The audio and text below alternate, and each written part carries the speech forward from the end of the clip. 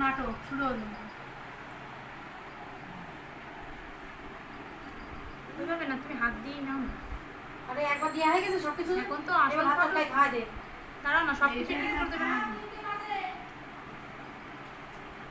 তারপরে একটু এই মাছের এই জায়গা দিয়ে একটু মাছ নেবা, একটা মাছ তুলে নাও। নেবে কি করে? হ্যাঁ, এবার উল্টা, এবার ওখান থেকে একটু মাছ তুলে নাও। নিতে পারবা? ওর সাথে হাতে ওখানে তুলে নাও।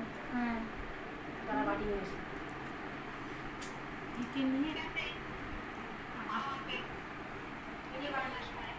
পারবে না চিংড়ি মাছ ওর সাথে এনে এই কি হলো যে দীপঙ্করের কি খবর রে? ছাড়ছিস কি করেছিস ও? হ্যাঁ, তো বেরাতে বল, তো রাত্রেবেলায় তো প্রোগ্রাম, দুপুর বেলায় কি বেরাও? রাত্রেবেলা প্রোগ্রাম, চলে এসো। হ্যাঁ, সবচেয়ে খুশি খাওয়াই দে। বেরাবা কিন্তু, আর কি না কিন্তু। হ্যাঁ, এক্ষুনি একটু মানে খেয়ে দে, তুমি ওখান থেকে রেস্ট নিয়ে ফাটাফাট বেরিয়ে এসো, ঠিক আছে? তোমার আসতে কত 45 মিনিট মতো মনে হয় সময় লাগবে।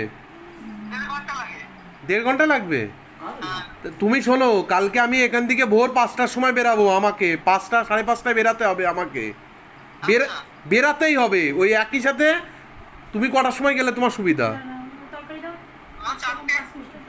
তাহলে তুমি যে টাইমে বেরাবে আমিও ওই টাইমে বেরাবো। আমার সকালবেলায় যে ওখানে ভোরবেলায় 5:30 6টা নাগাদ কাজ ধরলে আমার ভালো হয়, আমারও ভোরবেলা বেরাতে হবে,